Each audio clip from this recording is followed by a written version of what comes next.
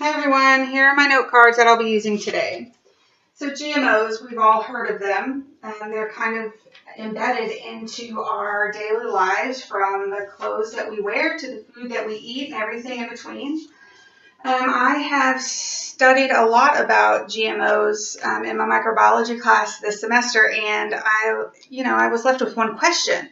Why aren't American food companies required to label their products if they contain GMOs?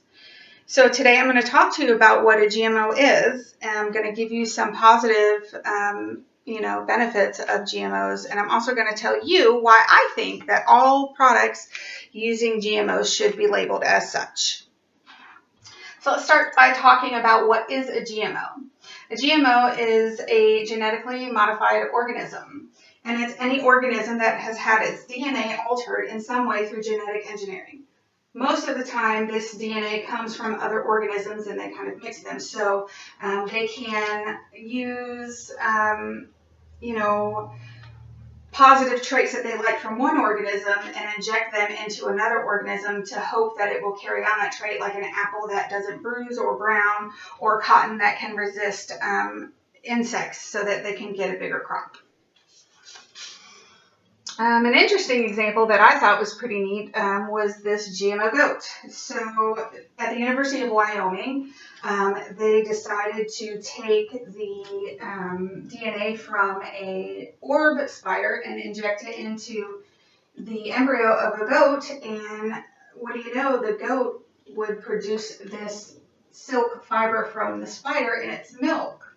And the researchers are able to harvest this silk fiber, and then are able to make it into things like bulletproof vests and knee replacement surgery parts. But I think what most people are interested in right now is GMO food, and this comes to me from the non-GMOproject.org. They define a GMO food as any food product that uses genetically modified ingredients. Most of your packaged food at the grocery store in the United States is made with genetically modified ingredients. They said up to 95%. Most corn and sugar on the market today are also produced with GMOs. And some examples of GMO foods, and this comes from time.com. We've got corn, soybeans, and potatoes. For the corn, it's the #1 actually produced GMO food in the world. They are used mostly as feed for animals, but we also get high fructose corn syrup, cane, cornstarch, and all of those things from the corn. Soybeans are also used as feed, but we also get 61% of our vegetable oil comes from soybeans here in America. And the potatoes one I thought was pretty interesting because they're genetically modifying potatoes now to resist bruising. So that could be a benefit for grocery stores and for us. Some benefits to GMOs, and I got these from decodedscience.org. Scientists and farmers can pick specific good traits that they like and keep repeating those, so that will cause them to have better tasting fruits, the better nutrients, and more resistant to disease.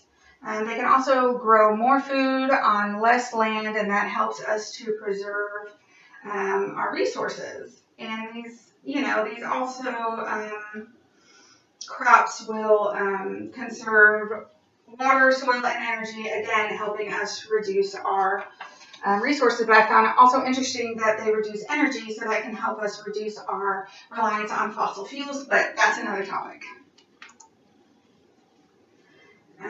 But why GMO foods? And this comes from ISAA.org. GMOs have a positive impact on farmers' pocketbooks. Between 1996 and 2014, farmers' incomes went up by $150.2 billion. Also, it can decrease the amount of pesticides that are being used because some of these crops are pest resistant, so you don't have to spray them with chemicals. And we've seen an 8.5% drop in the use of pesticides from 1996 to 2001 using genetic engineering or genetically modified crops. And there's also talk that genetically modified crops can help with the world hunger crisis, because if you have more crops that survive and are healthy, you have more food, and in turn can have less hungry people.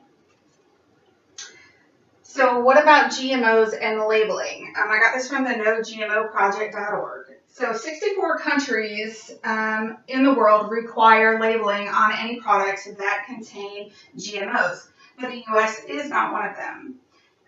There have also been no long-term studies done that link GMOs to health hazards for humans, and also there's no requirement in the USA that these companies have to label their products if they use GMOs. But there is controversy with GMO food. For one, the potential health risks are not known. While there have been no long-term studies linking GMOs to health hazards, there's been no long-term studies not linking them to health hazards in humans. So we just don't know. And scientists are tampering with nature, and we don't know the impacts of that. GMOs seeds do cross-pollinate and can travel, and once that happens, it's really impossible to clean up the contaminated gene pool. And biotech companies told us before that Agent Orange and DDT were safe, but we know now that they're not, and they're trying to say the same things about GMOs. Here are a few companies that use GMOs. Companies, let's see, we've got Campbell's, Coke, GM, Heinz, Kellogg, and Kraft. So my question is, do we trust these companies to do what's best for us as the consumer? Or do we trust them to do what's best for them and their bottom line and their shareholders? So I pulled a couple of things from my kitchen. And I wanted to show you what a GMO label could look like and what it looks like when they are labeled as being used with GMOs. So this is just some minced onions that I found at Walmart, and if you see on there, it says non-GMO, and that was great. I was happy to see that. But then on this cake mix, this super deluxe, it has a label, and it says here on the side, I don't know if you can read that, partially produced with genetic engineering.